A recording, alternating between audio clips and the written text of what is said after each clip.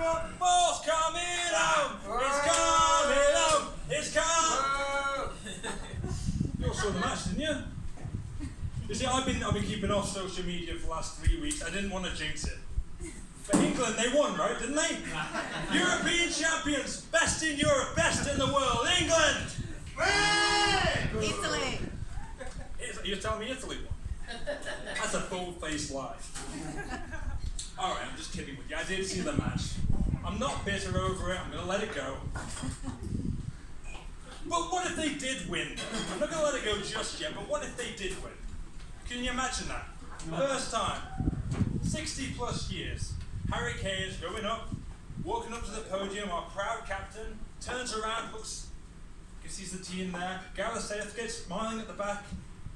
First time ever for England. He goes up, European Football Commissioner, he's going to place the trophy in his hands, and all of a sudden he stops. He says, "Wait a minute, lads, didn't you vote for something to leave the European Union, to leave Europe?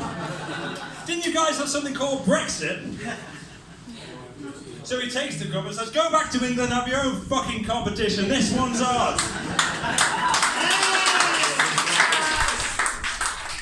But as you can hear, you can maybe hear Max, I'm not from around here. I'm from a place called the Isle of Man, which is in between the country, which football clearly didn't come home, and the other country, which don't give a toss about football, because they've got lovely Guinness, catchy Irish music, and good crack. Not that kind of crack, the other kind of crack. The crack we're having tonight, most of it. So I was brought here about 15 years ago. It's a classic story. Swedish girl came over to my island and she was like, I'll have that one. The biggest souvenir she could find, and I'm not even that tall. We've been back to visit a few times, but they have a no return policy, they don't do refunds, so I live here. And I've been here, as I say, about 15 years. I've been trying to learn about your culture, I'm trying to assimilate myself in my British ways, and how do Swedish people work. The thing that gets me the most is holidays. So you've got Christmas, you celebrate on Christmas Eve, with Christmas Day, it's called Christmas, but Christmas Eve is when you celebrate. Midsummer's Day, summer solstice, again, it's the day before, that's the celebration. And Easter is a complete minefield, I have no idea how Easter works. I'm like, so we're going to go on Saturday? No, it's Sunday we do. Is it Sunday we're doing something? We're off on Monday. We're doing anything Monday? No, Monday's off, we don't go to work. I know British, we love a good bank holiday, you've got to know, we even call it Good Friday.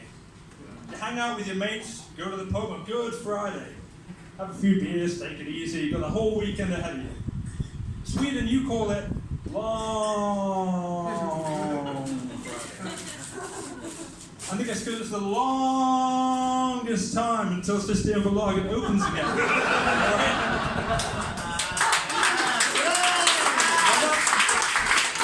To make it perfectly clear, I asked some of my Swedish friends, okay, the day before the Long Friday, you've got something called Skärtorsdag. I said, we don't have Skärtorsdag. What does it mean? I said, skär means cut. I said, this is the signal. This is what us British, we have to know, the skär means cut. It's the cut-off date. It's like you've got until 3 o'clock on that Skärtorsdag to get the system of lager, or you ain't going to get any more alcohol this weekend, buddy. So you'll see British people going out panic buying alcohol from countries they've never even heard of because they know, fuck, everything's going to be gone here. It's the panic of Skärtorsdag. But then you've got Christmas, I understand. There's so many traditions you have around Christmas, which you have on Christmas Eve, the wrong day. But you have so many lovely things. I understand, everyone born in the 70s, 80s, even in the early 90s. There's so much like nice memories around Christmas time.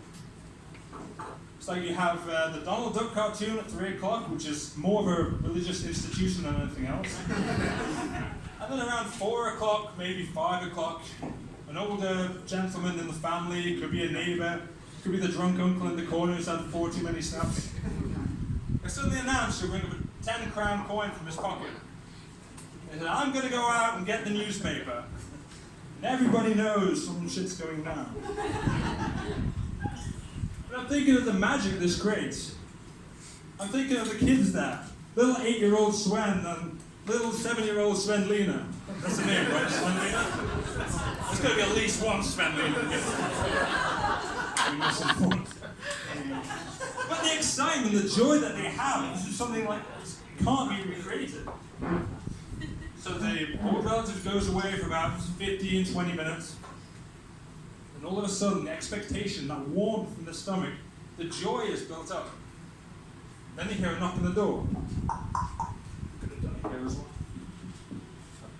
Do that. And they hear a booming voice. Finns det någon ställer barn här?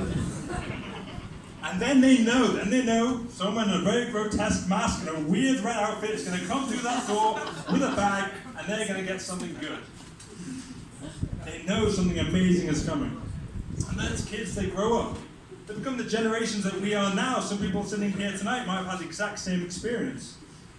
We've turned into the plastic, fantastic, instant gratification generation. That's us, ladies and gentlemen. And with that, we can't recreate this. We have our memories. We have something similar though. We have our mobile phones, and in these phones we can have the Amazon app. We can order things and beep, beep, beep.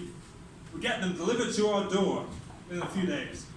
Wish.com, you can order things. They're not going to be as good things, but they'll come to your door also. You can even have your little Tinder surprise, swipe right, swipe left. You might get things coming through your door, depending on where you put the holes. I promised my girlfriend I wasn't going to do a glory hole joke tonight, so there we go. But the app, I think, that defines our generation, defines us who we are, is the Foodora app. You heard our host, he's a Foodora driver, so he's making this perfect run on time.